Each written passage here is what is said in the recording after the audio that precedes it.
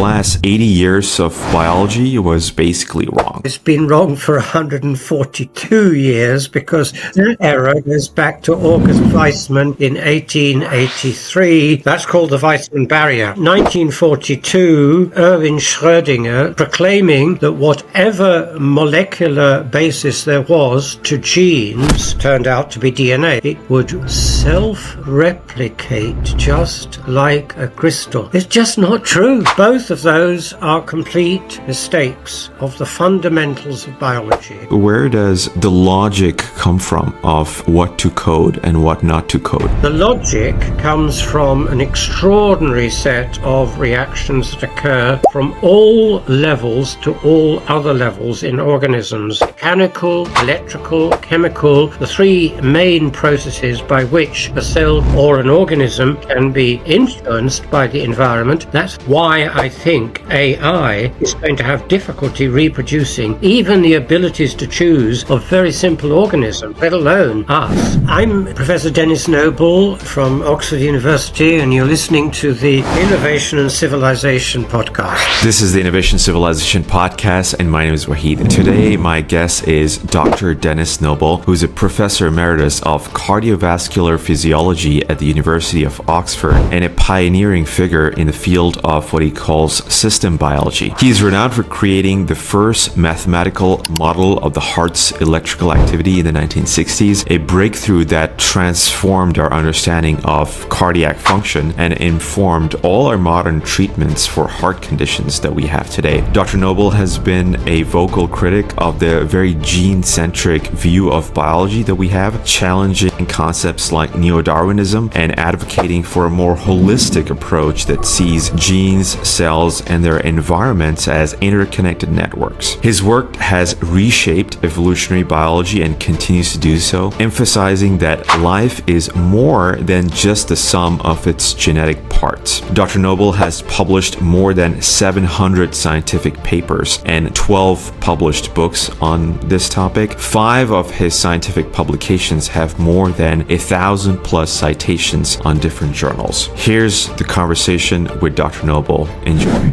All right, we're live. Dr. Denis Noble, welcome to the Innovation Civilization podcast. What a great pleasure to have you today, sir.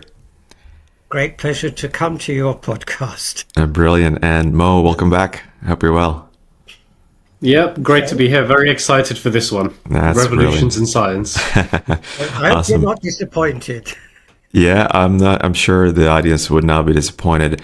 So, Dr. Noble, let's start off with, I like to get to the deep end of the pool, in my first question. So I've been kind of listening to your work and reading your work for the last few weeks, and you mentioned that the last 80 years of biology was basically wrong, right?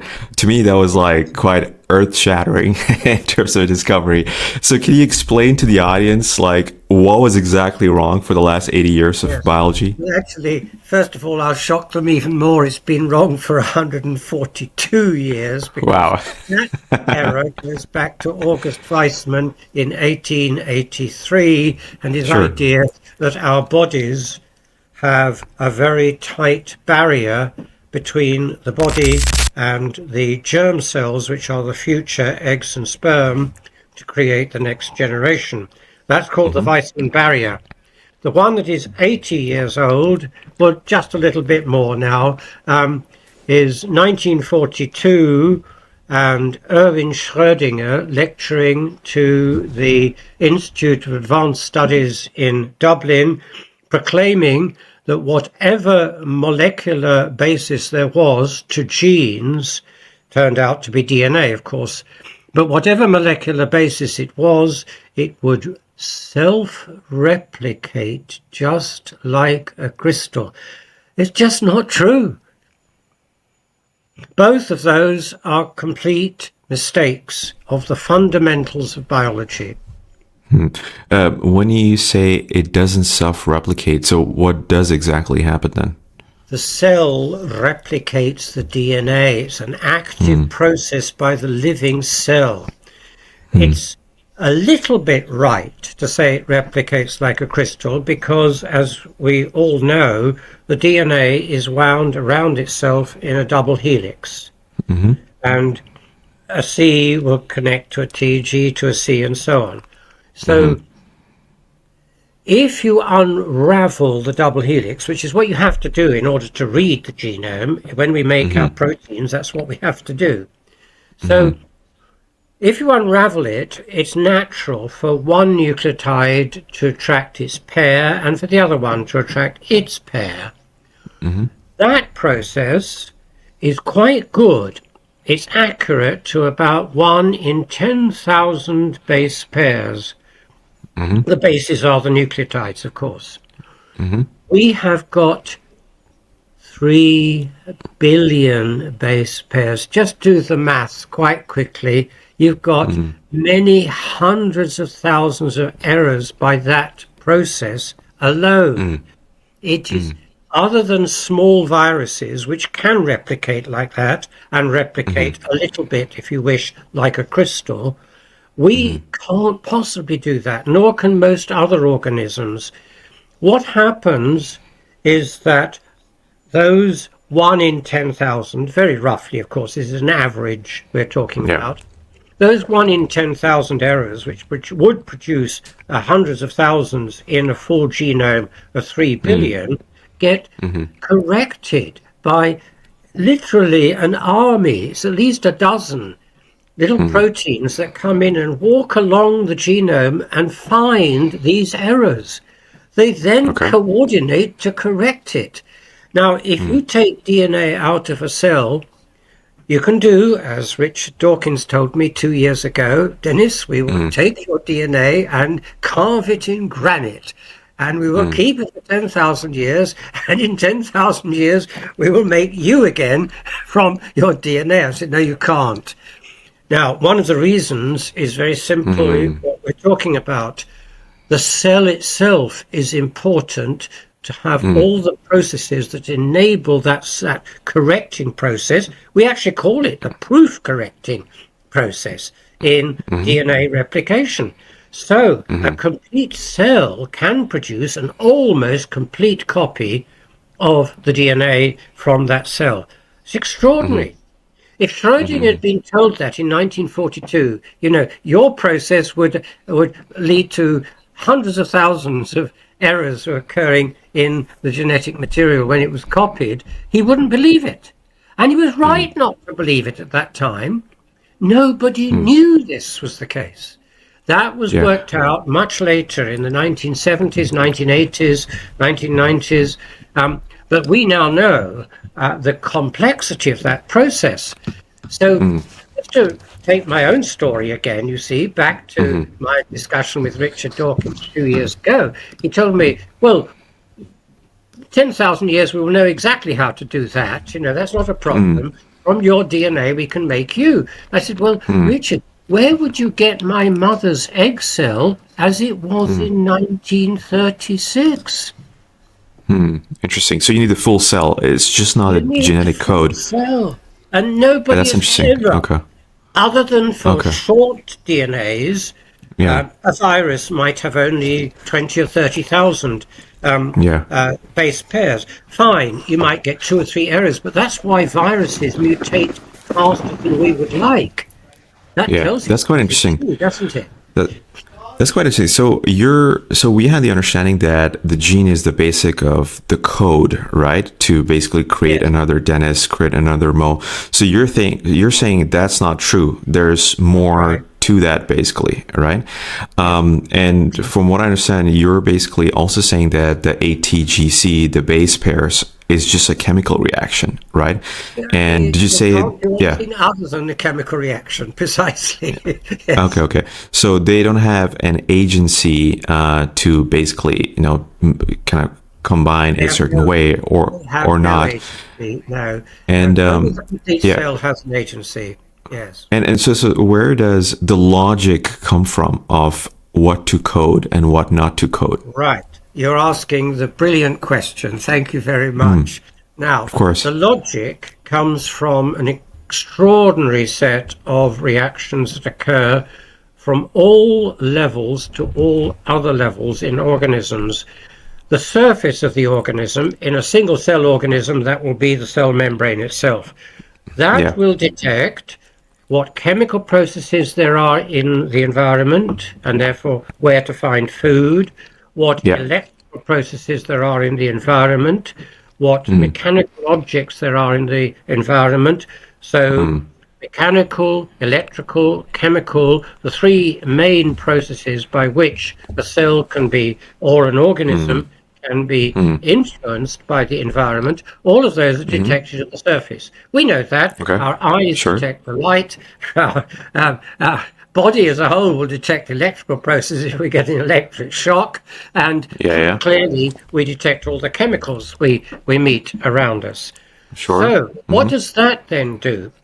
In a simple cellular organism, like a bacterium, it will respond to those in a moderately mechanical way. But even in a bacterium, you know, the logic is extraordinarily complicated. I don't think even a bacterium can be reproduced as a set of finite determinate algorithms. That's a statement about why I think AI is going to have difficulty reproducing even the abilities to choose of very simple organisms, let alone us. In our case, though, it becomes even more difficult because the processes we have in our body harness chance. All the molecular chaotic movements in a living cell, which will occur in any water medium, that was discovered by Brown way back in 1827. Brownian motion is what we call it. All of that is accessible to the organism. Any algorithm that tried to completely reproduce what the organism is doing would have to know what were the states of all of those trillions upon trillions of water molecules at the time that the other molecules in the body were being bombarded. You can do the maths. You know, what you will find is there won't be enough stuff in the whole solar system to build the computers to do that. You've got combinatorial explosion, as we would call it. Too many variables. So many possibilities that you can't imagine even determining the initial conditions to get the computation going. So I think the clear outcome of these thoughts is that not only can DNA not replicate itself and requires a living cell to do so, but we also are not really algorithmic. Interesting. That's quite interesting. And so just to simplify for the common man, so you're saying that the genetic code is non-deterministic in a way. It needs the full cell basically to make the same thing, right? That's correct. Yes. And a lot of it depends on external stimuli on the membrane and all the reactions that happen in the molecules in the cell in order to determine the logic. So the logic is not in the code, it's outside the genetic code. Right. It's somewhere in the membrane, it's somewhere in the molecules. Absolutely. And that's where the logic is, yeah? Okay. That's quite interesting, actually. Yeah. Yes. Yeah. And is that like scientifically proven, would you say? Yeah. Sorry? Is that scientifically proven that the logic lies in the molecule in the membranes and not the DNA? Well, yes, because nobody has found the relevant if this, then that, else the other clauses in a genome. Interesting. We've looked for 25 years now since full sequencing. Nobody can find that logic in the DNA itself. You can find switches in DNA. There are parts of the DNA, usually quite close to the part that codes for a protein, a gene therefore, that need to be activated or repressed, either way, in order for the control of transcription, as we call it, the production of RNAs that enable proteins to be made. In order for that to happen, something else has to come and say to the genome, please make this gene. Or, even more importantly, please start mutating. Our immune systems did that during the coronavirus pandemic. Every time we encountered a new coronavirus, the immune system got to work to tell its cells, the B cells in the immune system, to start hypermutating, generating millions of new DNA sequences in the hope, usually fulfilled, that an immunoglobulin, that's the protein that attacks the virus, with the correct shape to grab the virus and neutralize it. And that was harnessing of chance, no question about it. I see. But I mean, to your point about chance, there's a question here about whether evolution is a random process or an intentional process. Because in the case of coronavirus, there's a target. So the body doesn't know how to deal with it, but it knows what it's evolving to. Exactly so. And I think that's a big difference, because in the Neo-Darwinian paradigm, there's always been a computational challenge, which is, to your point, there's a computational mathematician called David Gerlinta, who was always a critic of Neo-Darwinism, saying that the computational problem is too big. But I think in addition to that practical problem, there's also a causality problem here, which totally is it's not bottom up, it's purposeful. Yes. Indeed so. I think, in fact, I would say that in relation to the fundamentals of biology, we've got the major forms of causation upside down. Now, that means, of course, and I'm jumping quite quickly to what I think the conclusion is from what you've just said, that means that we have agency. Well, so be it. You know, we have to, as scientists, if that's what we're talking about, people trying to work out how that can be and what are the processes which enable it to happen. Well, what I can tell you is that I do publish in philosophical journals too, in addition to scientific journals, and I've done my best to try to work out from a physiologist viewpoint how agency can be possible in organisms.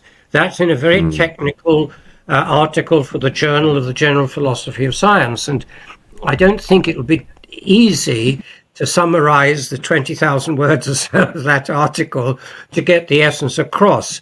But the idea, basically, just to try and summarize it quickly, if we can harness the degree of stochasticity that we have in our bodies, then at the least we can say that it will be extremely difficult, I would say probably impossible, to produce algorithms that reproduce exactly what we do. In that case, if that's what we mean by being an agent and able to produce novelty, that is an action that nobody could have predicted, then we certainly have that. The question is that what satisfies others who are concerned about whether we do or do not have free will? What I would say is that's about the best form of free will you would ever want. So I don't think that question is the relevant question. No, but that is quite interesting, because it raises a question of whether people who subscribe to the Neo-Darwinian view are determinists because the biology tells them that they're determinist creatures, or whether being a determinist is kind of how the Neo-Darwinian paradigm works, as in, in order for that to be true, you sort of have to be a materialist. Well, yes, I agree. And, you know, I quote Jerry Coyne on this one. He wrote a number of years ago now, after he wrote his little book, nicely written incidentally, I just think it's wrong, Why Evolution is True. Well, no, I think that title is absolutely true. I'm not opposed to the idea that we have evolved from other organisms, clearly not. But to quote what he said, we think we have free will. We think we have freedom to choose.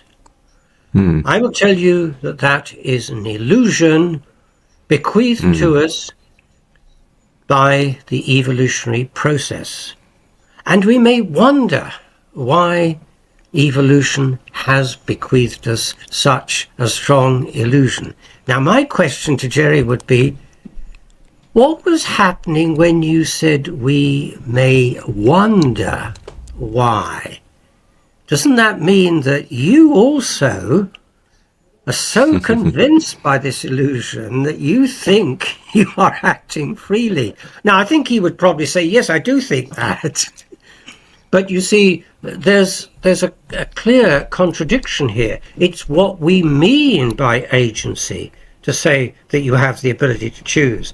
So I would prefer a different approach to all of this. Can we work out, first of all, why it is the case that we have in this box up here, our heads, an organ that takes 20% of the energy that the body produces? It is one of the most energy intensive, high energy users of the body.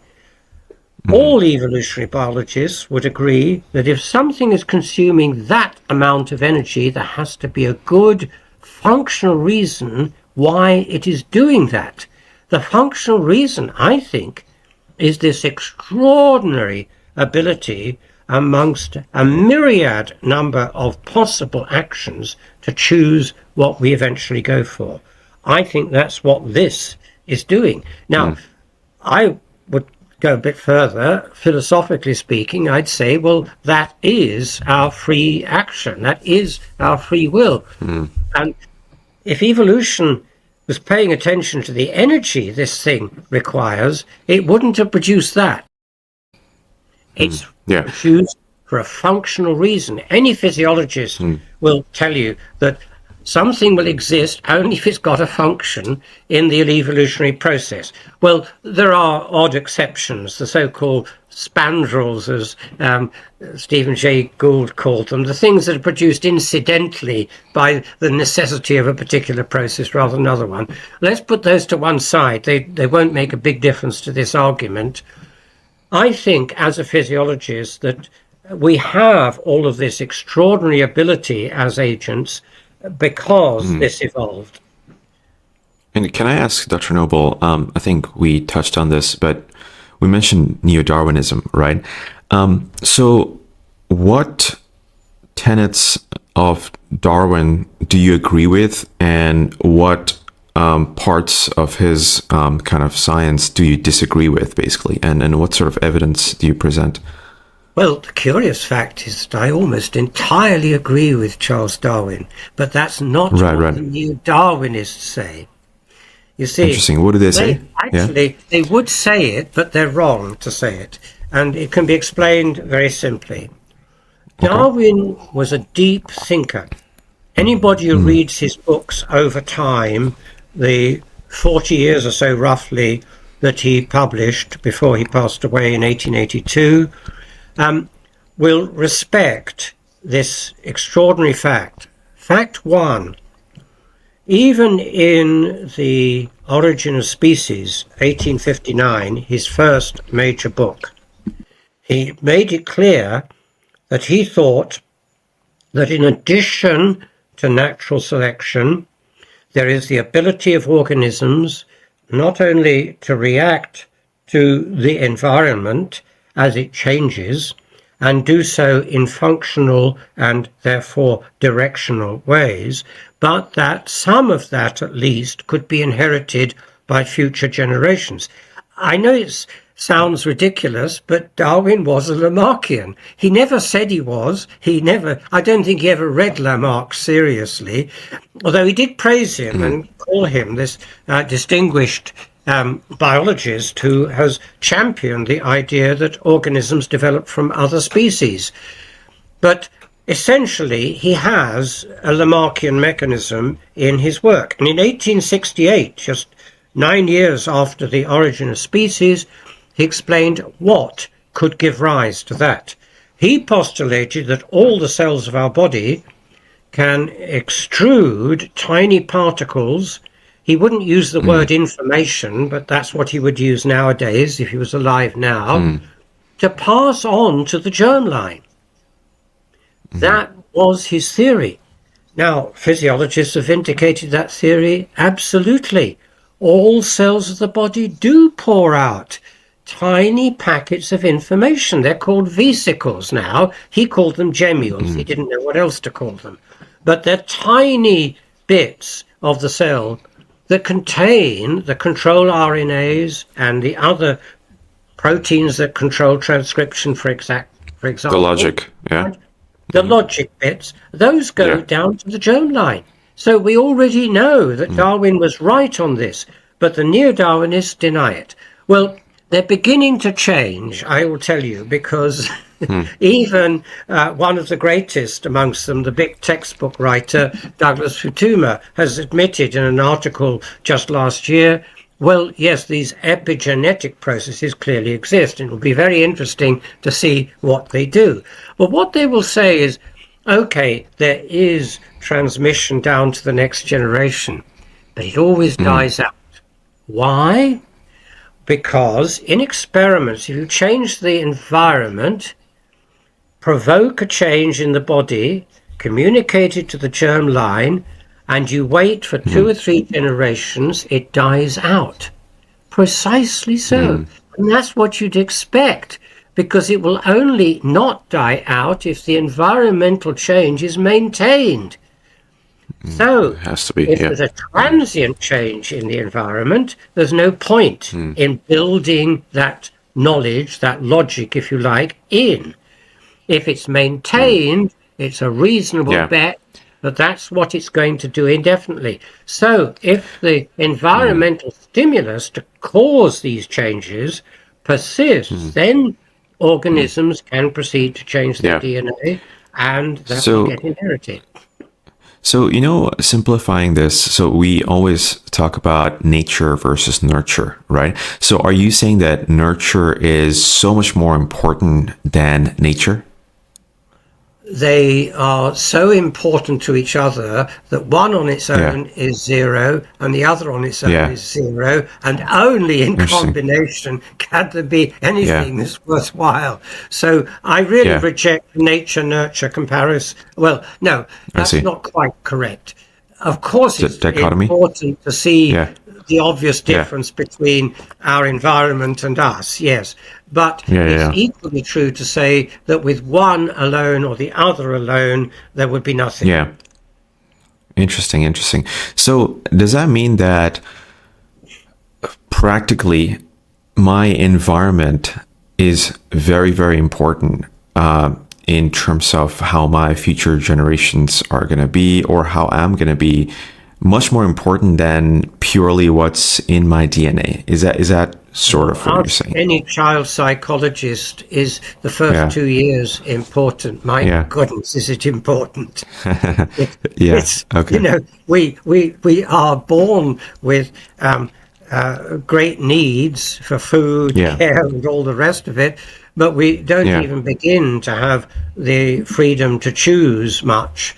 For 3 or 4 or 5 years even. It varies, of course, in individual cases. So I would say that there's no sense in which we are, as Richard would put it, Richard Dawkins, we are born selfish because we can't help the selfish genes we've got. It's clear that as we are born, a huge amount has to happen that is environmentally determined before we can become free agents. That seems to me to be clearly true from what we know of the physiology of the embryo and the young infant, and also what the pediatric psychologists would say too. You haven't got a complete agent when it's born. Very obvious. Can I clarify something, Dr. Noble? So from what I understand, you mentioned that genes can be selfish because they're just chemical reactions, right? ATGC per se. From what I understand by the term selfish gene, or like how evolution works, is that because a species A moves to an environment where they start developing certain traits, right? Due to that harsh environment, basically, for instance, if you move to a colder weather, you develop, fur, which is thicker, right? And that is the nature element you're talking about, the external stimuli, which changes the DNA and, say, the molecules, right? And then because it survival of the fittest, right? So it survives at harsh conditions. Its offspring also develops that kind of thing, and it becomes a new species. So are you sort of rejecting that, or are you sort of saying that? Yeah. No, Okay. no, I'm just saying it's not So the that's only thing okay. happening. And Darwin would Okay. agree What's more with this. happening? He puzzled, and this is again a reason why I think people have not really studied Darwin appropriately enough. Okay. He would have said, look, there's a big puzzle. I wrote a book called The Origin of Species, but I haven't explained the origin of species. Because, and I'm summarizing his argument, look at artificial selection. What do breeders have to do in order to ensure that they get a new, stable variety of that species? It's always a variety. Thousands and thousands of years of artificial selection have not produced new species. But let's put that issue to one side. What they have done is to produce new varieties of existing species, new varieties of dogs, new varieties of cats, and so on. What must they do to ensure that? They have to stop the interbreeding. They have to breed pure lines. What stops the interbreeding in natural selection? Well, it might be the islands of the Galapagos. So if you've got tiny parts of the world that are sufficiently separate for sufficient long periods of time, then clearly even an interbreeding population on one island can progressively change from one species to another. But the whole population will do that together. His puzzle was, how then on huge continents does branching speciation occur, so that you don't get just one variety changing to another, but changing to two different varieties that live together? Well, I think there's a simple explanation for that. It is a physiological explanation. There has to be, in that variation that could be at a branch point, there has to be something that prevents the interbreeding. It can either be physiological or it can be psychological, and I really mean that.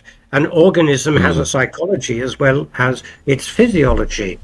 And if the damselfly doesn't wish to mate with that damselfly, it won't.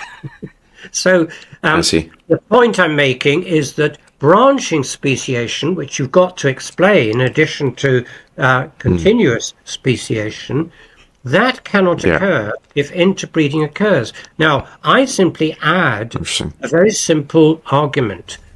Occasionally, as varied varieties arise or are produced by selection, artificial selection, there will be consequential physiological or psychological changes that prevent the interbreeding. When that happens, you can have branching speciation. I've just published, just the end of last year, an article outlining that possibility. It's an article by myself, Denis Noble, and Daniel Phillips in the Journal of Physiology. Now, it's a hypothesis at this stage, because it's going to be very difficult to really fully prove what I'm saying, which is that epigenetics leads the speciation process. Eventually, that gets to be assimilated into the genetics. And you can see that part of the process even in looking at the species of finch, for example, on the Galapagos Islands. People have studied the consequence of one finch coming from one island and managing the long journey to get to the other one, just to fly. There's a male finch. It couldn't find its own species on that island, so it attempted and succeeded in mating with a different one. Within a single generation, a new species was created. That's fully documented, incidentally, in the literature. I think that's an excellent example of a way in which it must be the case that that new variety could not interbreed with the existing finch population. Otherwise, it would have been diluted out. It wouldn't have succeeded in producing a new variety. Now, that means that even in a natural process, even without artificial selection, you can get these situations where a variety that has arisen won't interbreed with the stock, if you like, from which it came. And once you've got that, you've got branching speciation. It's a very simple argument. Okay. It needs many, many more experimental observations to prove. That's interesting, actually. So, I mean, we studied elementary school biology, right? We studied GCE biology, right? And we studied genes, you know, all the textbooks that are there. If, because of your research and your scientific evidence, if we were to make changes to those textbooks, what would that be, in your opinion? Have to completely rewrite them. Really? Very specific for you. I've just recently been, because of something else I'm writing, I've reread the main summary of the principles of the standard theory of evolution in page 18 of Futuma and Fitzpatrick's huge book called simply Evolution. It's published by Oxford University Press, and it's the standard textbook for serious graduate students, 650 pages long.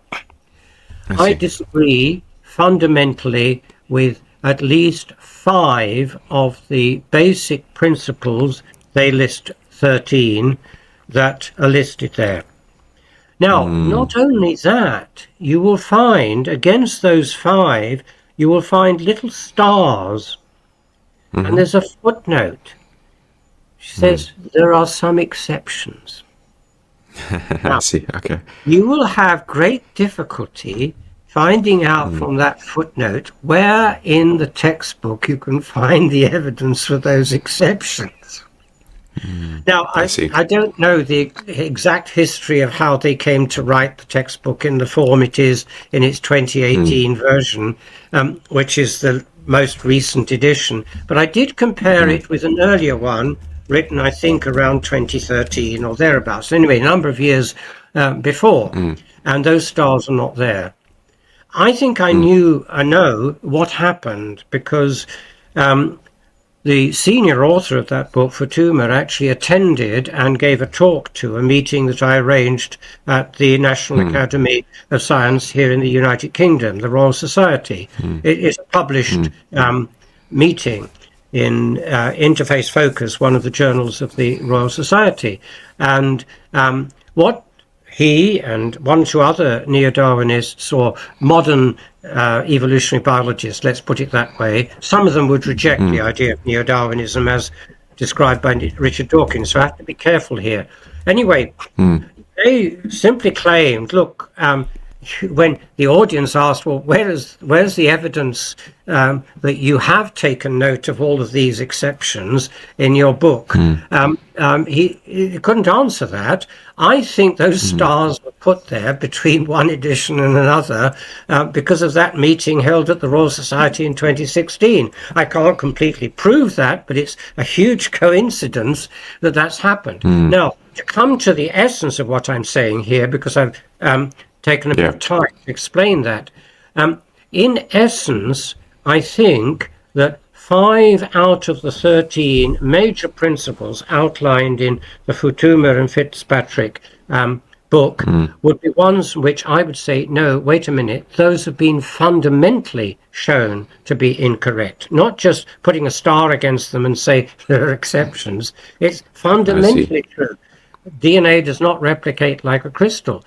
DNA is not therefore a self-replicator.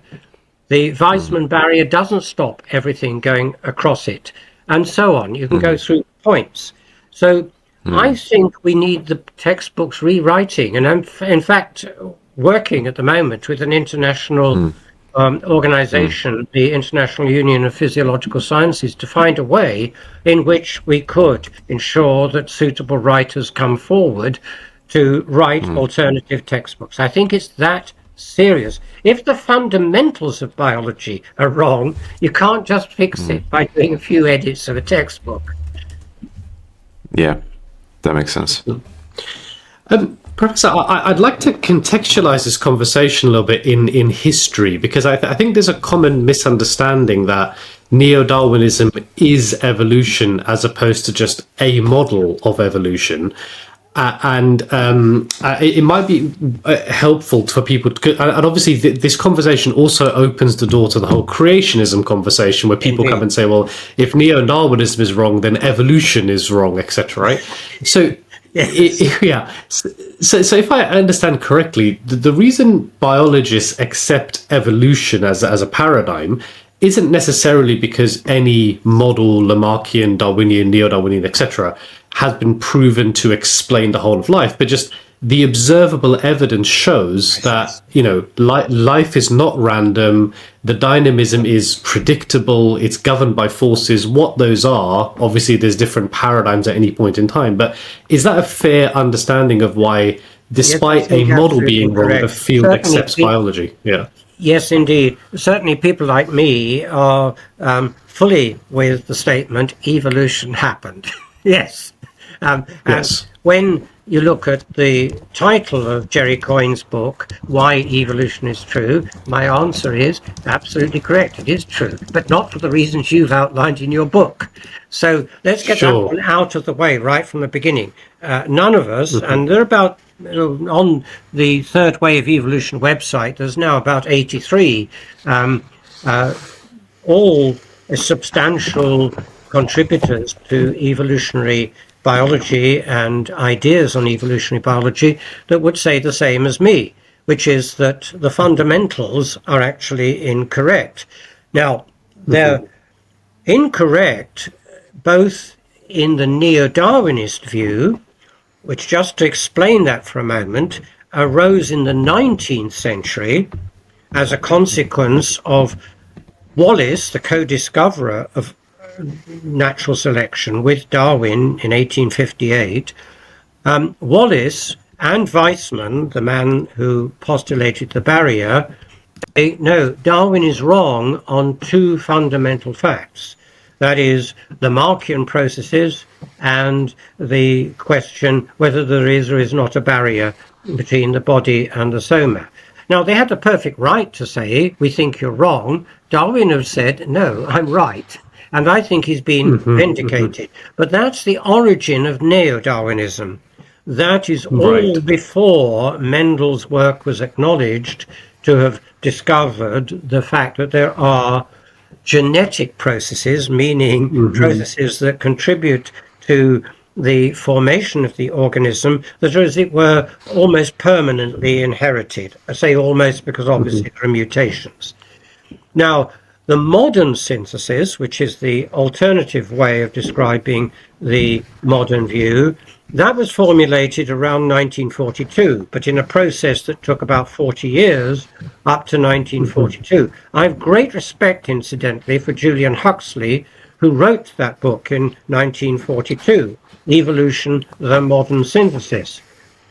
But we mustn't take that as gospel, nor did he, incidentally. No. He modified it in 1963. And if you read some of the explanations of evolutionary biology by one of his successors in presenting evolutionary biology to public in general, that is John Maynard Smith, who published The Theory of Evolution as a little book over about 40 years of different editions, he also just changed his position as soon as new evidence came along.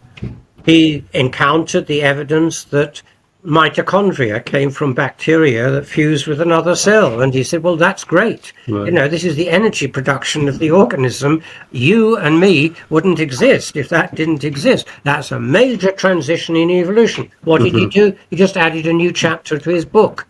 I respect all of that. And I think we have to continue that process of recognizing that the theory of evolution is not necessarily the same as the fact that evolution occurred. Yes, and theories are always open to new observations. And my view is that we've got many, many more experiments and observations to take account of before we can say that we've got the theory of evolution. So many more that I even wonder whether we'll ever get to the point where we can say, okay, that's done, we've now worked it out. Which I suppose raises the question of science as always like a moving target as you learn more and adapt. But if we go over some of those, so if we start with Jean-Baptiste Lamarck, so the Lamarckian evolution, so this is sort of, late 18th, early 19th century. That's right. Is Lamarck the sort of origin of the epigenetic understanding of evolution, that through an organism's lifetime, through the process of living, certain traits are adapted in order to survive, which then the organism pushes down into its genetic material to pass on? Is that fair to say? Yes, I agree with that up to a point, but he wouldn't have accepted that he made that discovery. It was a general assumption that organisms could pass on the effects of their own experience in life to the subsequent generations. No, what I think Lamarck ought to be recognized for, he was the first person to describe branching speciation. Very important. At the end of his huge work in 1809, Philosophie zoologique, I read it in the original French, and you'll find on about page 630, if I remember rightly, it's almost at the end of the book, he describes a beautiful branching diagram of how at that time he thought these species originated from this common ancestor, this from that common ancestor. People say that was Darwin. Well, it's true. Darwin in around 20 or so years before he wrote The Origin of Species did sketch a branching speciation. That was his experience of the Galapagos, of course, and he realized what it meant. But 27 years before that, Lamarck also made that statement. I think speciation has occurred in branching. Yes. So I think, just to correct what you said, yes, Lamarck accepted the inheritance of acquired characteristics, but he did something even better than that. He drew the first true tree of, well, not true, the first tree of life attempting to be true. Yes. Attempting to be true. And then I guess where Darwin then builds on that is in the introduction of sort of natural selection. So whereas the Lamarckian view is sort of passing on genetic changes from learned experience, the Darwinian view is then the idea that actually there is a natural selection process which weeds out good traits and bad traits depending on what it means to survive. Is that sort of fair? Absolutely fair, and I certainly don't disagree that natural selection is occurring as one of the processes. Absolutely. I think, as Darwin said too, in relation to two of his major additions after having formulated the theory and process of natural selection, that is the inheritance of characteristics from the body, which is usually called pangenesis, and well, he never had the opportunity to reject Weissmann's idea of there being a barrier, but had he lived long enough, I'm sure he would have said no, because those particles that I think go from the body can be transmitted across what you call a barrier. So it's one of the reasons I would say that Darwin would never have accepted the theory of Neo-Darwinism. And so I suppose when we talk about... Yes, sorry, I'll just finish briefly. It's not a matter of denying that natural selection is a process that operates and selects out the successful from the unsuccessful. It's just simply saying it's not enough. And Darwin agreed with that. Indeed. And then I guess when we then get to Mendel and Weissmann, Mendel starts talking about units, or I think what he calls factors, which we now of understand as genes. And so now you've got the sort of Lamarckian epigenetic, you've got Darwin talking about natural selection, you've got Mendel talking about genes and gene inheritance. And Weissmann kind of builds on that Mendelian view to go, actually, I agree with Mendel's kind of factors or gene kind of driven evolution, but there's a certain way that works, namely a barrier. And so you've got these sort of different threads going on of what sort of biological or environmental processes are driving this. Is that fair to say? Yes, that's not a bad way of describing the overall situation as Mendel experienced it and what he then contributed. The only thing I would add to that is we have to be quite careful about what we then call a gene, and this is where I think Richard Dawkins gets into a muddle. Mendel's gene, remember, was a trait, not a piece of DNA. He didn't know about DNA. He might have thought, well, perhaps there are molecular correlates of these traits. I'm sure he probably did think that. But we have to be very careful with the question of what we mean here. It is much later, with the discovery of chromatins and the chromosomes, and then later on, of course, the discovery that DNA contains the CGAT sequences, that we come to define a gene as a particular piece of DNA. That is a piece of DNA that can create a protein or can be used by the cell to create a protein. And incidentally, that's only about 5% of the whole human genome, just by the way. The rest of it is not genes in that definition, yet I think they should be. You know, if you want to say DNA is the genetic part of the inheritance, then they're all genes in that sense. But you can begin to get the message here. It's a matter of definition. When Richard Dawkins is challenged on all of this by saying, well, but there are epigenetic changes as well, he will say, okay, that's a gene too, because it's inherited. In other words, in his view, what is inherited is the gene. That would be Mendel's view too, incidentally. Yes. What I am describing is something that is inherited. I don't know what chemical does that, but it is inherited. No, indeed. Now, if you define everything that is inherited as a gene, you're confusing epigenetics and genetics. Yes, that's indeed. And this is, unfortunate. Yeah, because there's a scientist I was reading, May Wan Ho, her and Peter Saunders, indeed. I think. And she has this quote, which is, there's no real distinction between genetics and epigenetics, because I think, as you mentioned, it's this sort of connection back and forth. And I wonder whether Neo-Darwinism as a paradigm sort of tried to build on that by trying to bring these two views together, but through an inherently reductionist kind of paradigm. Is that? Well, you certainly have to bring them together, because one can't exist without the other. You see, even DNA on its own will produce nothing whatsoever, unless there are epigenetic signals that say, please make this protein. It won't make anything. Now, that's very evident from the fact that the 200 or so different kinds of cells in our body all contain the same genome. But the proteins in those cells, the pattern is utterly different. It can be as different as a liver cell and a nerve cell. One is essentially a biochemical machine, the other is a communication machine. Now, it's obvious, therefore, that you cannot have DNA genetics without the control that enables it to be the case that there are all of those different forms of cells in our bodies. On that, May Wan Ho is absolutely right. But I think distinctions, this is a philosophical point, isn't it? Distinctions have a particular purpose in each case, and it's a matter of definition. What purpose are you talking about?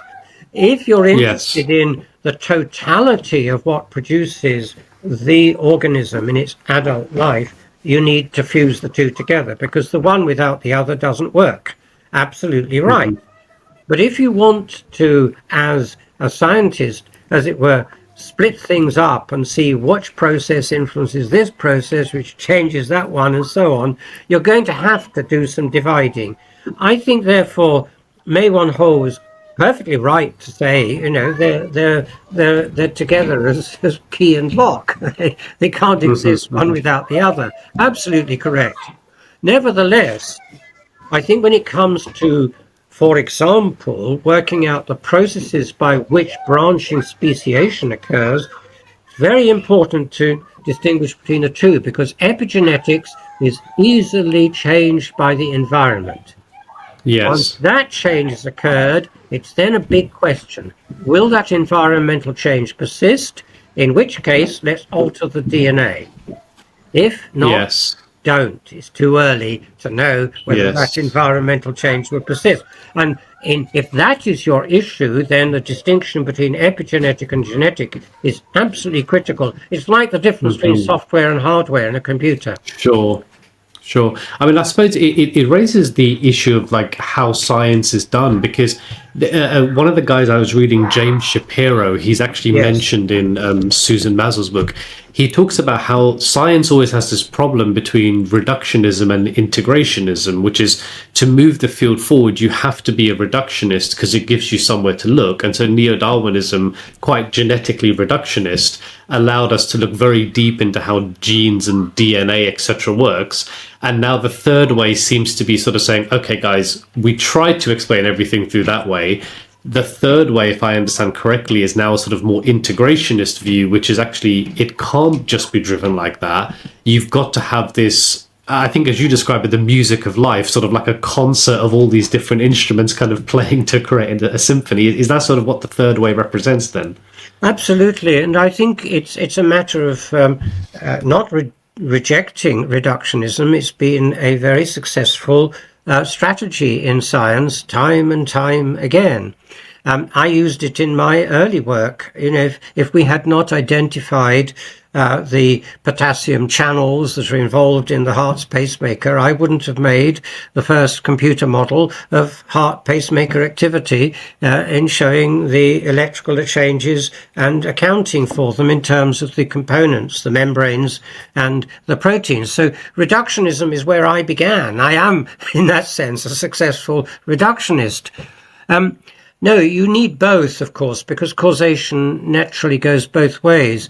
And I think one can explain mathematically why that is essential, necessary, because take the equations by which you would naturally want to describe a kinetic process. Those are differential equations usually. They don't have to be, but that's the popular way of doing it. Popular in mathematics anyway. And of course that's what I did when trying to work out the heart's pacemaker mechanism. I used differential equations. Now, what every mathematician knows, as 101 mathematics, when they learn integration and differentiation, you cannot solve any differential equation without the boundary conditions.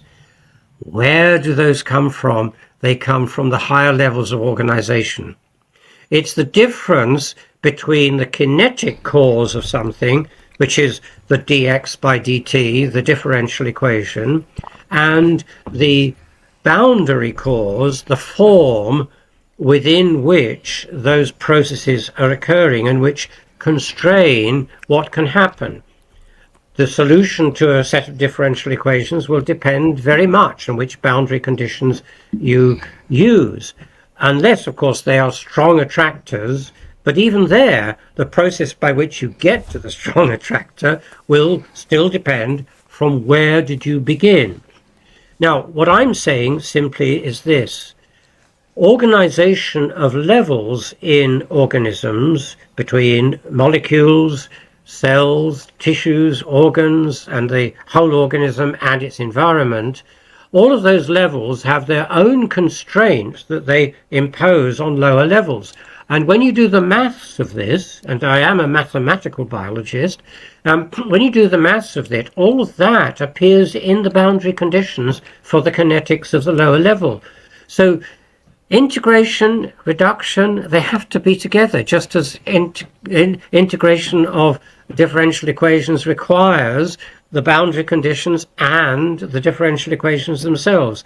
So I just see this integrating the two together. Sorry about that, the integration of integration with reduction, but you know what I mean. I see that as a mathematical necessity. I couldn't do what work I do in mathematically representing biological processes if I didn't appreciate that basic fact. Yeah. Dr. Noble, I mean, we got quite into the weed of things, right? Like quite detailed. I'd like us to zoom out a little bit, right? I try to represent the common man, the average person on the podcast here. I wanted to ask you, have you thought about what does your kind of proposition mean for the average person? What I mean by that is, I mean, we talked about how, okay, a gene is not truly the logic lies elsewhere outside. There's epigenetics involved, there's molecules, the membranes. So that's obviously in the field of biology, right? And that's quite paradigm shifting.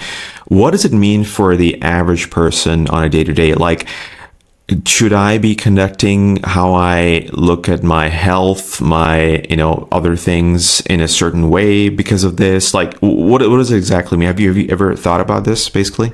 Absolutely. So I've been publishing on it too, because Okay. I think the health consequences, or the consequences for maintaining healthy populations, are critically dependent on these arguments.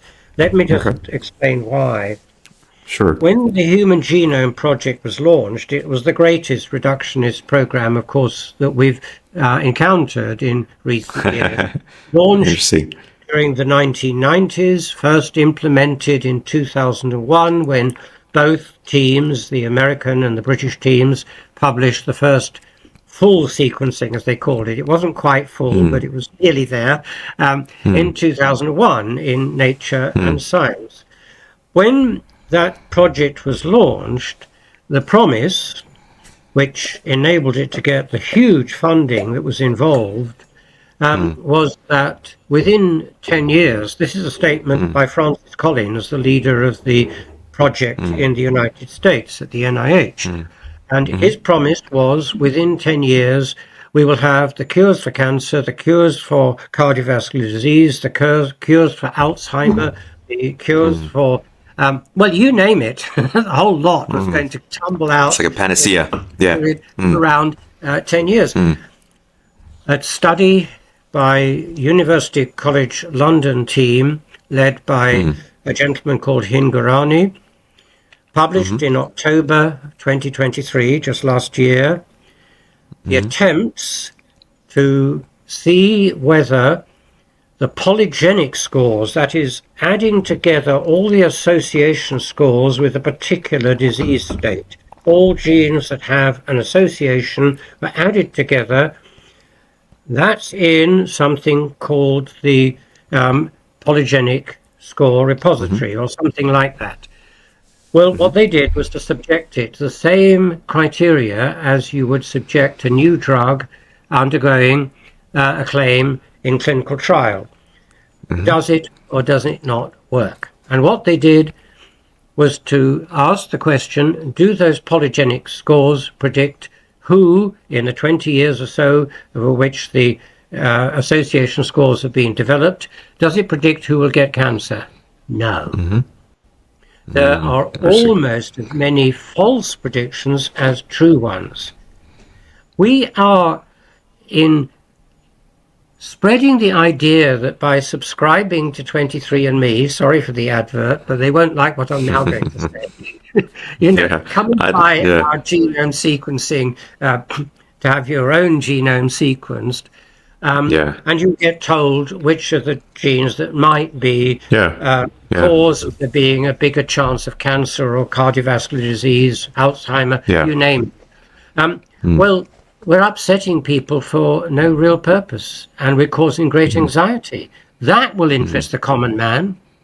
So you think that's wrong, actually? So the 23andMe... It's actually incorrect to say that that's what the Hingorani paper states at the end. We have to be very cautious about interpreting the pure genome sequence and the polygenic scores.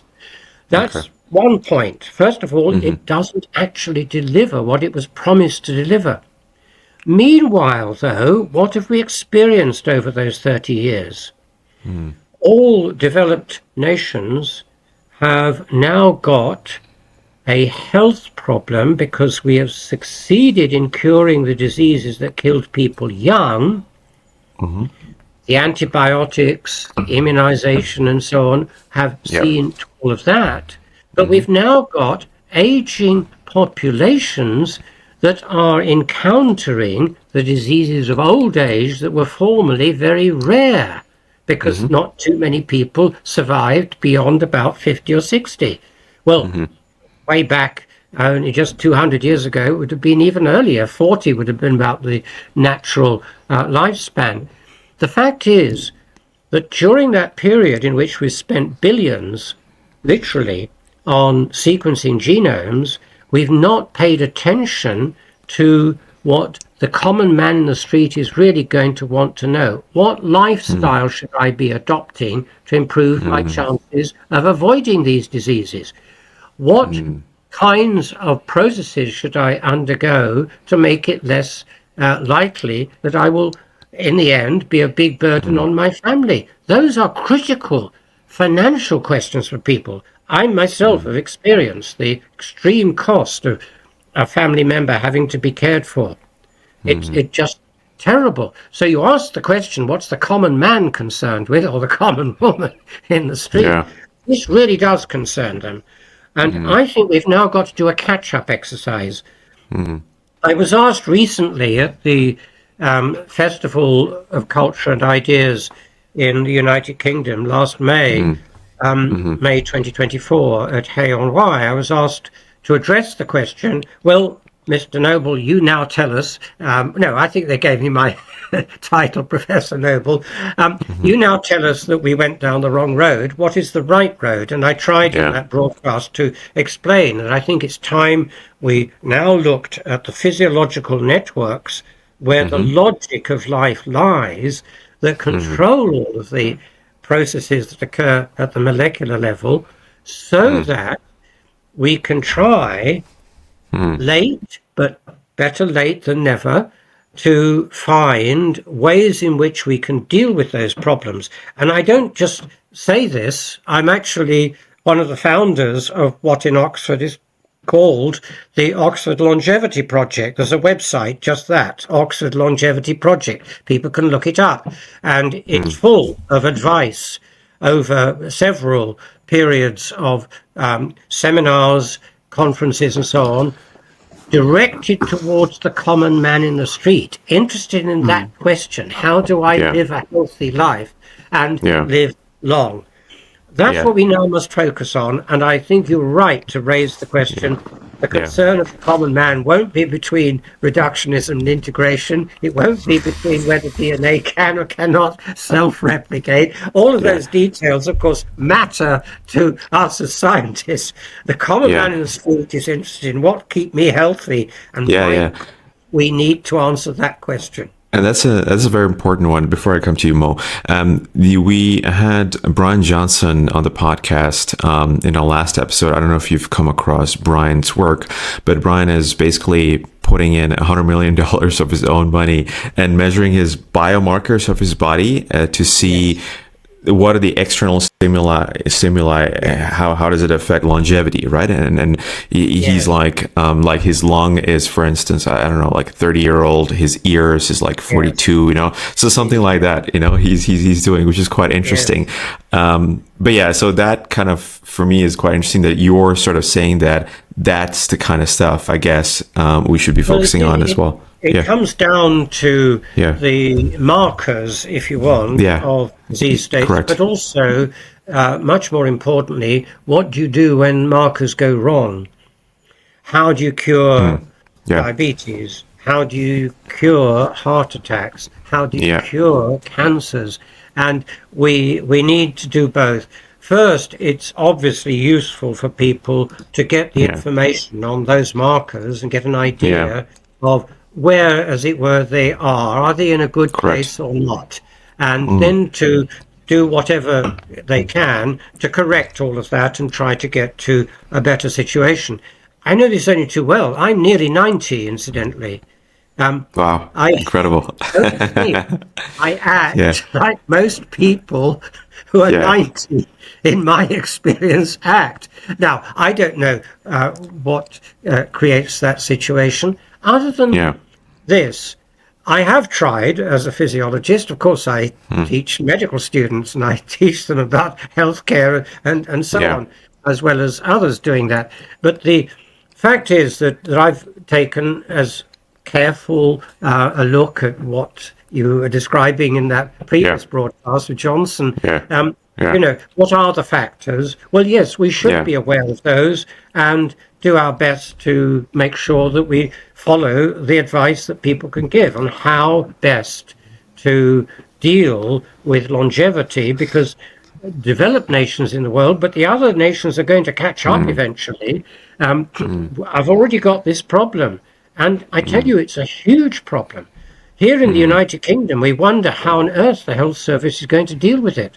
The predictions, economic predictions, that is, looking at standard calculations on how you're going to deal with the incidence of this disease, the incidence of that one, and so on, in the future, with populations that are crowded up towards the high end of longevity rather than the young end. How are you going to deal with that with a health service that has so many billions of pounds or dollars or whatever to support it? And the answer is it can't. You'd either have to continually increase that budget, or in North America, you'd have to do it by making sure that the combined systems that deal with healthcare can manage it. It would mean, of course, that the insurance policies are going to go up too. All Premiums, of this will interest the common man for any good reasons. It hits you in the pocket where the money is. This conversation, I think it reminds me of pharmaceutical medicine a little bit, because I think when we first started understanding chemistry within the body and biochemistry, there was a big excitement around pharmaceutical medicine, right? That we could cure everything with drugs. Because if I introduce a drug, I change an isolated process and that fixes stuff, right? And actually, pharmaceutical medicine, while based on obviously sound science at the time, quite revolutionary science at the time, actually led to some very bad outcomes, because you can't reduce a body down to just chemical processes. It's more than that. Is that the same thing we're finding with the sort of genomics driven view, which is there's useful knowledge there, but we're in danger of creating that pharmaceutical opioid problem and also gene driven therapies, right, that we're thinking about, gene driven drug development. Yes, I think we've reached an impasse there in the pharmaceutical industry. Ask the question, how many pharmaceutical industries are producing the kinds of numbers of new successful products that they produced, say, 20 years ago? Not many. The statistics are surprising. There's been a huge rise in the cost per drug, but a fall in the output of new successful drugs. Ask how many fail in clinical trial now. Now, I'm a friend of the pharmaceutical industry in the sense that I'm trying to help it. And I, again, put my actions where my mouth is. I've tried to produce good models of cardiac physiology that would enable people to test whether a drug with this profile of action would or would not encounter a huge problem in clinical trial, because there would be a small number of people that would suffer some kind of cardiac arrhythmia. That's my original area of study. So I've tried to do that, and I think we all have to do that. The scientists working with the pharmaceutical industry need to try to help them to that degree of understanding, and try to ensure that instead of proceeding all the way to clinical trial with a new chemical, that you first filter by what we know already. And of course, if you can do that in computer models, you can do it really rather quickly. So we need to help the pharmaceutical industry, but at the same time, we also have to recognize that we've come to possibly a serious limit on what we can produce by just producing more new drugs. So I've asked the question, is there another way of doing this? And I think there is, and this may sound controversial.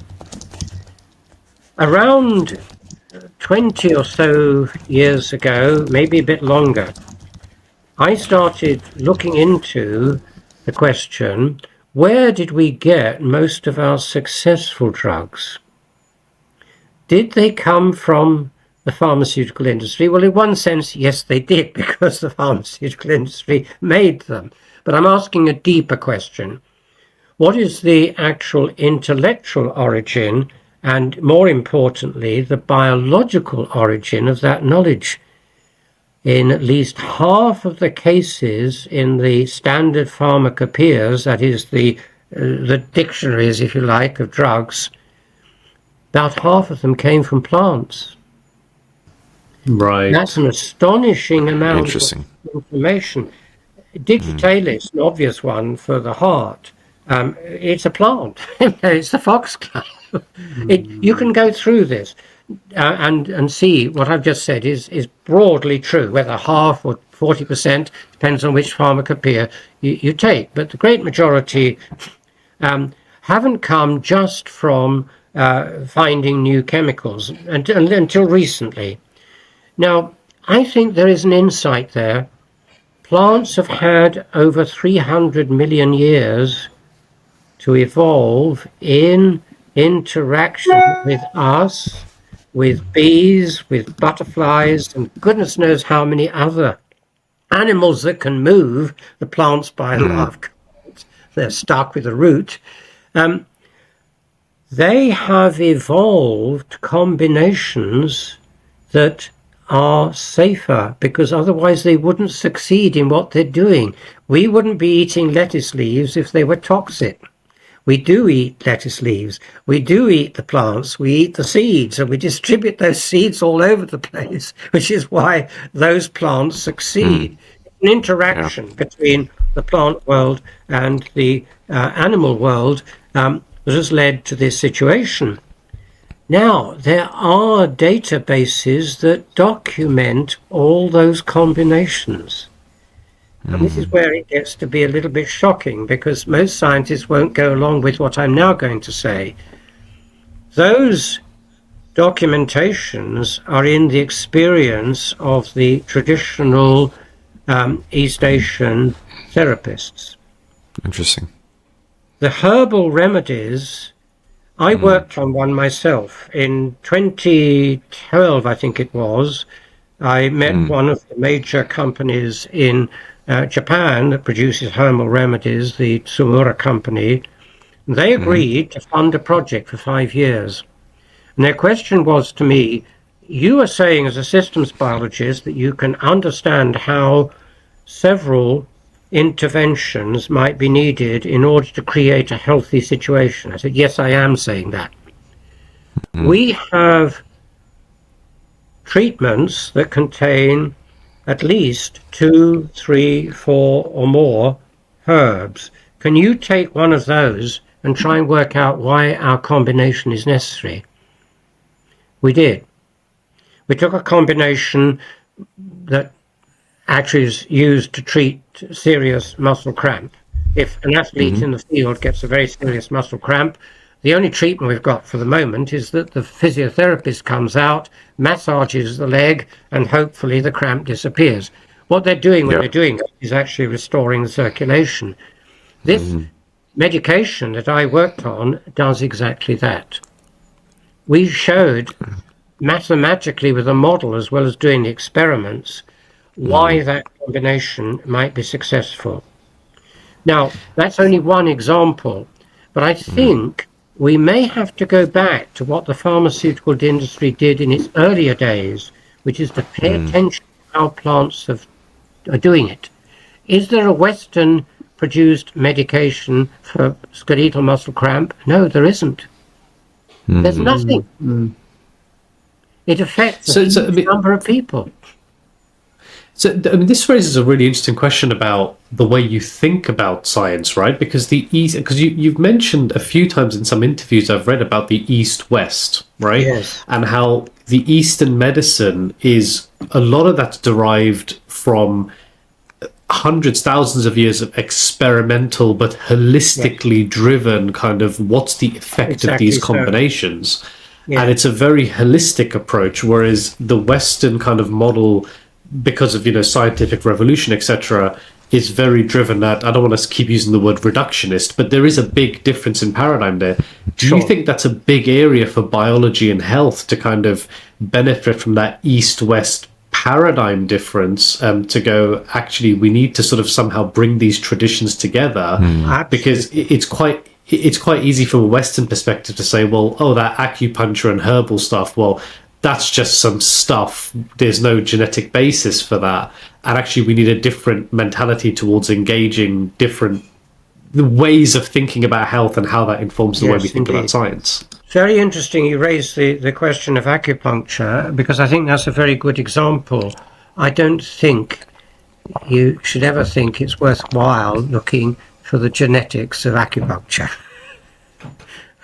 I say that because I think, first of all, the evidence that it can work in some cases is incontrovertible. Now, people usually then criticize somebody like me taking it seriously by saying, look, you don't really think there's a pathway between here where we put the needles and the liver, which is supposed to be being cured by this. I said, no, I don't think that's necessarily the way to think about it. Nobody's found such a pathway, incidentally. But remember what I said about Darwin and his pangenesis a number of, I don't know how many hours now ago. But anyway, all cells of the body pour out vesicles of information. Interesting. Now, where do the skin particles have something in common with, let's say, the liver cells? It would be in the early embryo when those cells were close together. What those particles are doing, the extracellular vesicles, is quite important to multicellular organisms. They're effectively telling each other, and I anthropomorphize the language now deliberately. Yeah. They're saying, in effect, look, I'm part of this tissue too. I've got this profile, you have too, we're together. So they're continually, as it were, speaking to each other, which maintains the community. Why is that important? It stops cancers developing. That is the process by which, when the tissue discovers that there's a rogue set of cells becoming independent of the tissue, which is what a cancer is, it then grows, as it were, to take the resources that would otherwise be taken by the tissue. It does so by failing any longer to communicate in a way that tells the other cells, I'm part of you. So this is a serious point. I think it's quite possible that when we discover in more detail than we have so far how those cells that were talking to each other in the embryo end up as they do in quite different areas of the body. Are they still talking to each other? I don't find that at all implausible.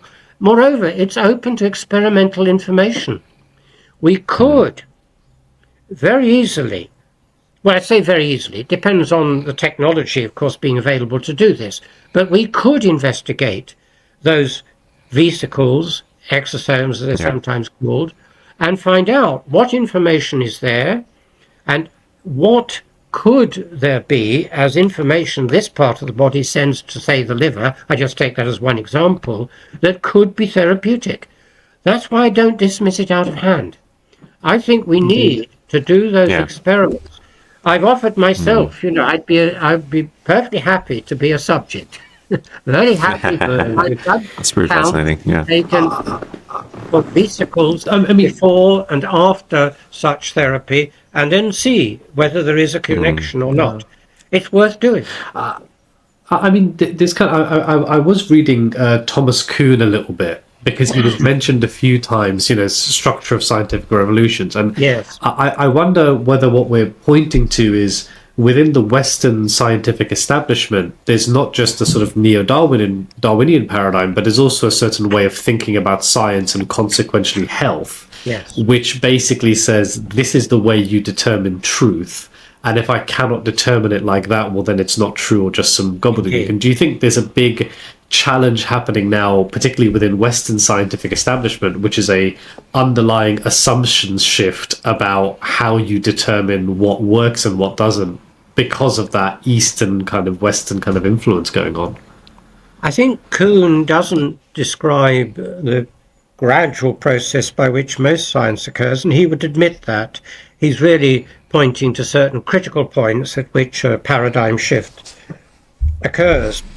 And I think we're being forced into a paradigm shift by the sheer cost of what we're doing at the moment.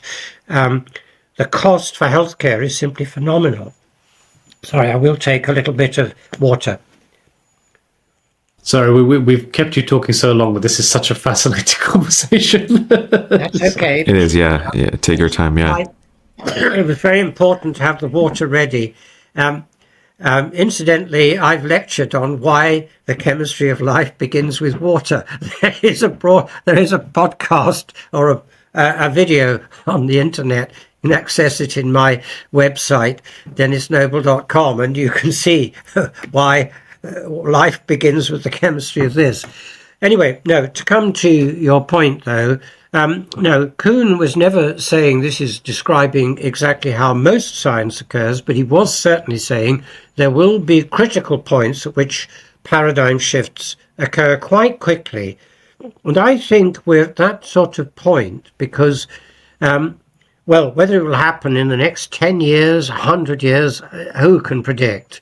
But I think if we're going to deal with the health crisis we now have with aging populations, we will be forced to reconsider what could be a better way of producing the health benefits that people need to be advised about.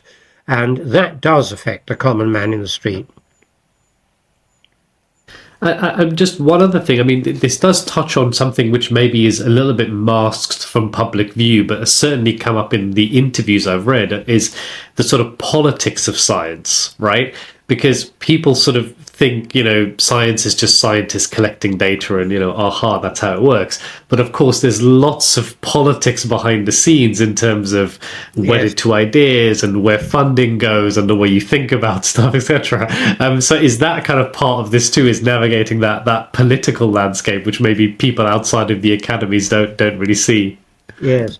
Actually, if you change the P from politics to philosophy, or to the other of the PPP study here in Oxford, there is a degree which is PPP, and it's physiology, philosophy, and psychology. It's both philosophy and psychology that we now need to talk about.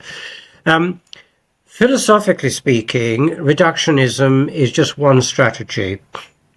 And, of course, another strategy is integrationism. You need both. And I think the psychology of this is who is going to fund it. The psychology of grants committees, something I've studied in a sense, although not professionally, for many years, because I've been on grants committees of the Medical Research Council, of the Wellcome Trust, of the British Heart Foundation, the Cancer Research Organisation. You name it, I've been on those committees. There is a kind of committee mindset. Now, the organizations deal with that to some degree by carving out areas so that the committees for this area, committees for that area, and so on. But it doesn't fully address the problem, because who decides what those areas shall be and what they shall be trying to achieve?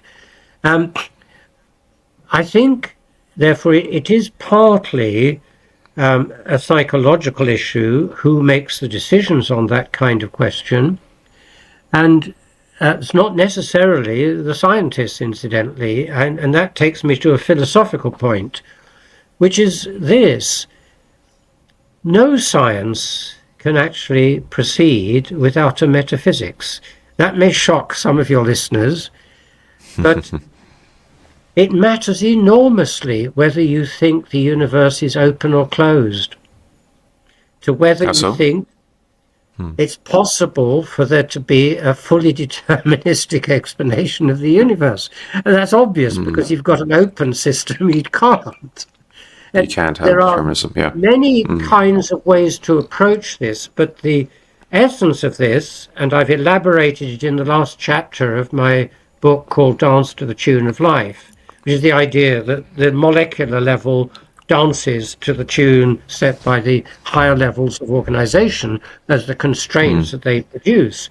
And what I say in that last chapter, which is incidentally called the relativity of epistemology, it's the relativity of knowledge, epistemology meaning, of course, what you know and what you can know. And we need to be a little bit more humble about what we think we can know, and better, I think, in our choices as to what we can do with that is of economic and health benefit to people in general, consistent with also doing good science. And I think those are the kinds of deep, fundamental questions that we also need to ask. Sorry to be... No, but this is fantastic because, I mean... a fundamentalist, in a sense. I'm on a mission, you see. No, of course, but this is exactly why Kuhn's work was so controversial, wasn't it? Because when Thomas Kuhn pointed out that actually at the base of science are paradigms, and paradigms aren't really based on facts, they're based on intuitive assertions, based on kind of how you conceptualize it, right? Which is an uncomfortable truth for a lot of scientists to maybe acknowledge. Yeah, I think the other point is... Oh, sorry.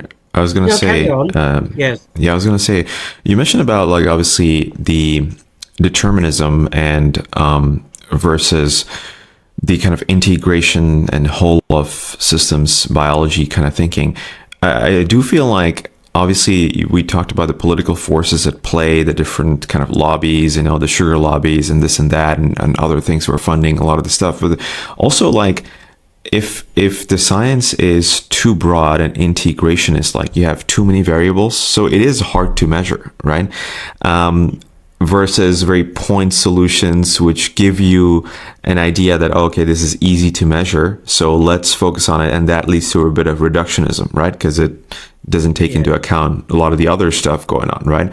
So I feel like there's also a thing about what's convenient, right, to do as a scientific experiment, right, versus taking into account like thousands and billions of permutations that are going on, right? So I feel like that is there. But for me, the big takeaway, Dr. Noble, is that you're saying that there's a lot more research work that needs to be done, in that systems biology kind of approach. All the stuff you mentioned about acupuncture and the vesicle information pathway, right? So those kind of things seem to be quite fundamental for us, right? To sort of figure out scientifically. Yeah. Yes, I think you got that right.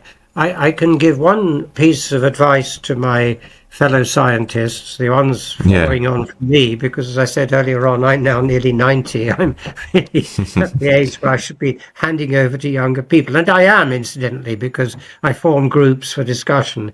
But the way I did it was that, fortunately, this was possible with the way I was funded.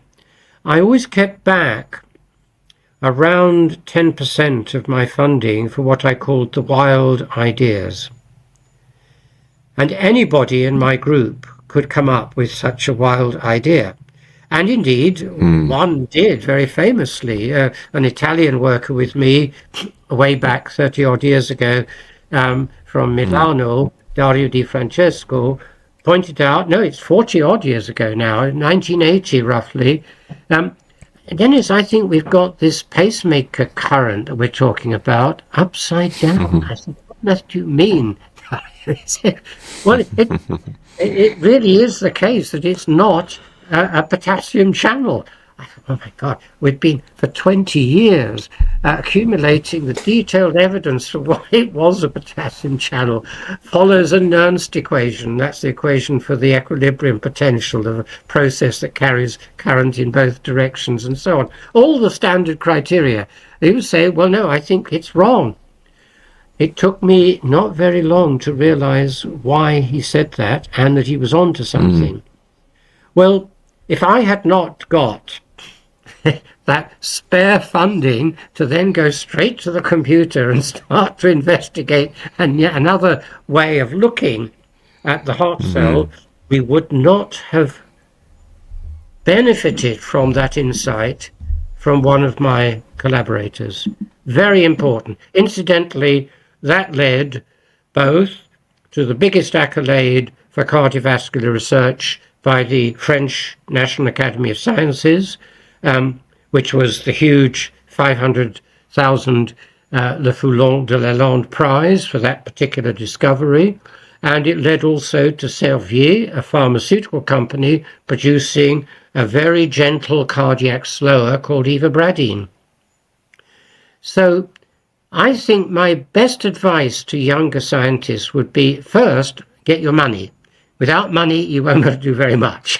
You can think, you can take pencil, you might even be able to use your laptop to do a few idea experiments. But if you really want to succeed, you first have to get your funding. But then try and find a way, if your funder will allow it, or just simply do it anyway. Try and keep that small amount, it may only be 5 or 10%, there for the wild ideas, because you never know when they will come up. You'll never know when somebody in your group will say, look, I think we've got this wrong. This is that, and it isn't what you think it is.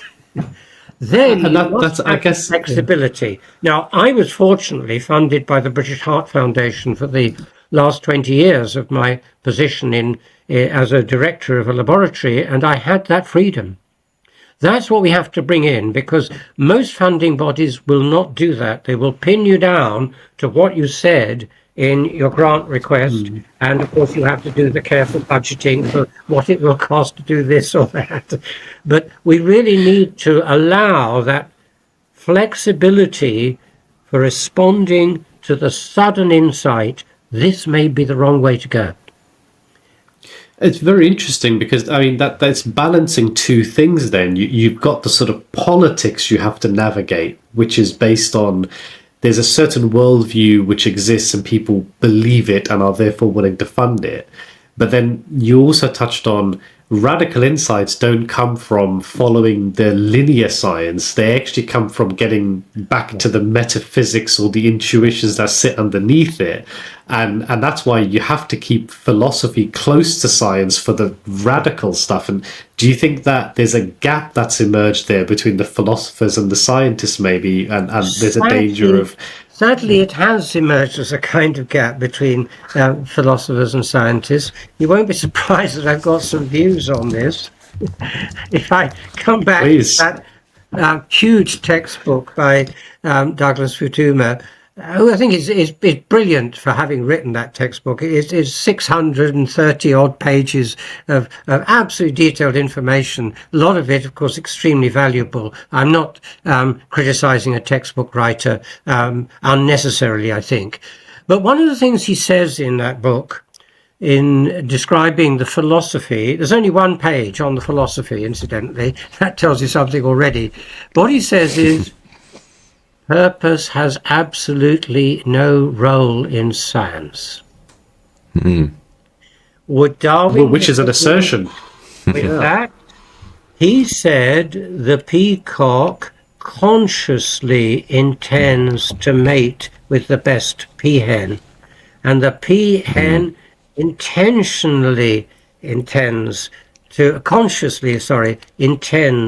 to mate with the best peacock. He called it sexual selection, to add, as it were, as a process in addition to artificial selection. That's in his 1871 book, The Descent of Man and Sexual Selection. Now, coming back to the point here with Futuyma, purpose is something that is perfectly scientific. It is the ability we have, and the peahen has, and the peacock has, and many other organisms have, to work out in anticipation what might be the best action in the future. That is a perfectly scientific process. AI does it even. We give intelligence to AI. That's why we call it artificial intelligence, because a lot of it is investigating ways in which, given a target, can it find a way of reaching that target successfully? And I think all organisms are perfectly capable of doing that. If you define purpose as the building in of processes that anticipate what will be the best action, the best goal to seek in the future, you're no longer doing what most people criticize in purposive explanations, which is that somehow a future event is affecting an event now. I don't think that's an absolutely crazy way of thinking of causality in any scientific frame. But the process of anticipation of the future, that is something that organisms are doing all the time. That's what I call purpose. Yeah, just one final question for me, Wahid. I know we've kept the professor for a long time, but one thing we've been talking about in technology about AI is ethics, right? And actually, what you're doing there is saying you can program an algorithm, but that doesn't mean it's going to behave well. That's where you have to connect philosophy with technology, right? Because so. otherwise, And I'm at the moment, I supervise a graduate student who's trying to do exactly that. So I, again, put my money, or rather my actions, where my mind but maybe that's what has to, happen with science, is that maybe in the way that technology has been separated from its philosophy, we need maybe in the academies or the next generation of scientists to sort of get the philosophers back in the room, maybe. Well, we'd have a different group of philosophers, and I'm afraid they've been decimated. I interact with professional philosophers very extensively over a period now of at least 50 years, and with some of the very best. And in one case, somebody working on the philosophy of free action thought that he had to continue to work in a completely determinist framework because, as he put it, I thought that most of you people had already shown that determinism is absolutely correct. I said, look, Tony, exclude me from that statement because I think we harness chance, we actually use chance, and we can't be perfectly deterministic. He said, really? Well, for the next 20 years, we discussed all of this in monthly meetings together. No, I think one problem is that the dissociation between philosophy and science has gone on for so many hundreds of years that it's going to take a lot to enable that reconnection to occur productively. And I put it that way because it will take scientists that are sympathetic towards what philosophy can achieve, which is always conceptual. It's rather like saying it's a form of logic, it's a form of mathematics, if you wish. And we use mathematics in our science as though we have to. Of course we do. But equally well, we have to use reasoning, the logic, which may not necessarily be encapsulated in mathematical expressions, but it's still logic. What I do with Coyne's statement about do we or do we not have the illusion of free will is to put the statement to the following very simple conceptual test. Is it coherent or incoherent? That's not an empirical question, that's a conceptual question. And if you can show that it is necessarily incoherent, what that tells you is something wrong here. It doesn't tell you what science will tell you what is wrong, but it does tell you that there's something here to investigate. That's the connection we need. And that would require some reconnecting to occur over decades, I think. Yeah, that makes sense, really.